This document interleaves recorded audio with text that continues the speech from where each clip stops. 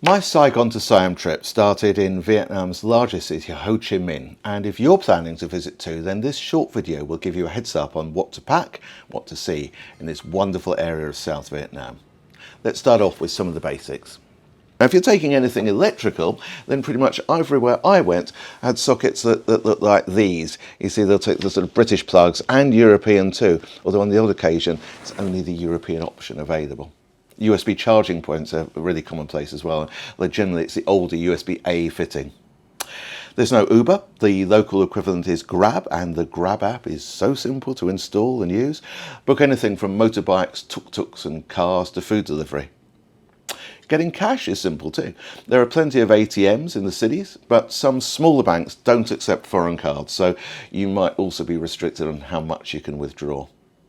Also on money, when you're paying for something by card, the machines where you put your card in and put your PIN number, well, where the PIN numbers display, they're all jumbled up, and every time that machine's used, it's all in a different order. It's really clever, actually. It kind of stops people seeing what you're doing and nicking your PIN. Finally, let's talk toilets. Toilets are Weston style, but reach behind you to the right and you'll find a pressurised hose for post-activity cleaning. Just aim and fire. Then there's toilet paper for drying. There's probably enough of that. Saigon was renamed after the communist leader Ho Chi Minh, who led the Viet Cong against the American army. Locally he's known as Uncle Ho.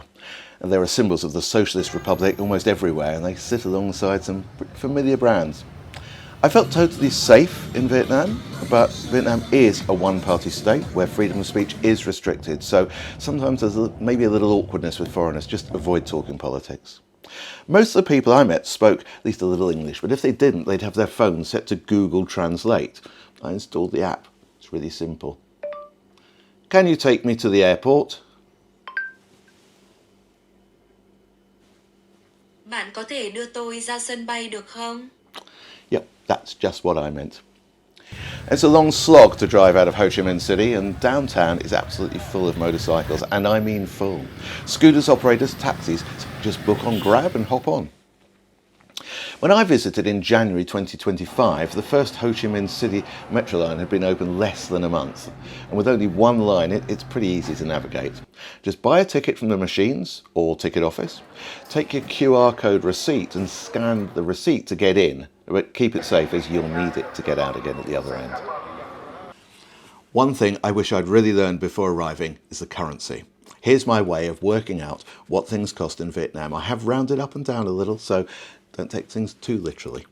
The Vietnamese currency is the Vietnamese dong. The good news is the numbers on notes are in English, but converting the dong is a little more challenging. A British pound buys you 33,000 dong. So let's forget the thousand for a moment, because if 1,000 dong is only 3p, we won't have sleepless nights over a penny here or there. And quite often in Vietnam, the prices don't have the thousands on them anyway. So here is 100,000 dong. First of all, lose 1,000. Okay, so lose 1,000 and it's 100. Then divide by 10 to give you 10 and divide by 3. So your 100,000 dong is £3 and a bit. That's my formula. Lose the thousands, divide by 10, divide by 3. So if something's $1,000,000 dong, that sounds like an awful lot of money. Use the formula. Lose the thousands, so dividing 1,000,000 by 1,000 is 1,000. Divide by 10, so that's 100, and divide by 3. So $1,000,000 dong is just over £33.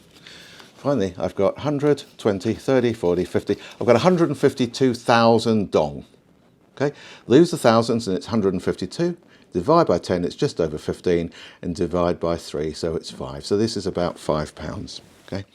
But also, they'll happily take these off you.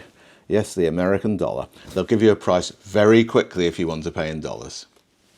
I spent just 2 days in Ho Chi Minh, and as well as my city vlog, I managed to squeeze in a couple of trips. The Cu Chi tunnels are high on the tourist list.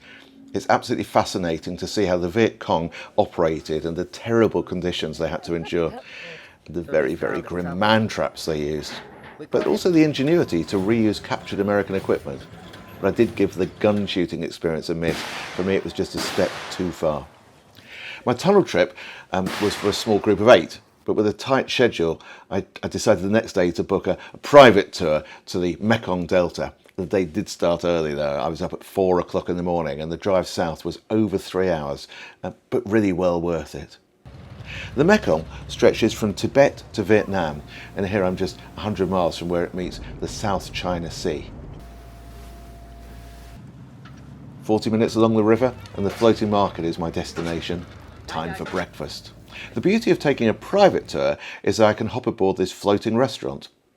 Not too sure what the meat is though. It smells great, but eating soup with chopsticks on a rocking boat is a challenge. But I made it, and absolutely no spillage. Our second stop of the day is Ben Tre, and time for a cup of honey tea. You can even see the bees making the honey. And then the paddle boats. The 20-minute journey really is pure picture postcard stuff. The scenery, the wildlife, the vegetarian, it's all just absolutely amazing. I loved my time in Vietnam. I'd had no idea what to expect, but it was truly marvellous. And if you want to find out more about the things I did and how I planned my trip, then check out my interactive travel pack. It's at GoldGoggles.com.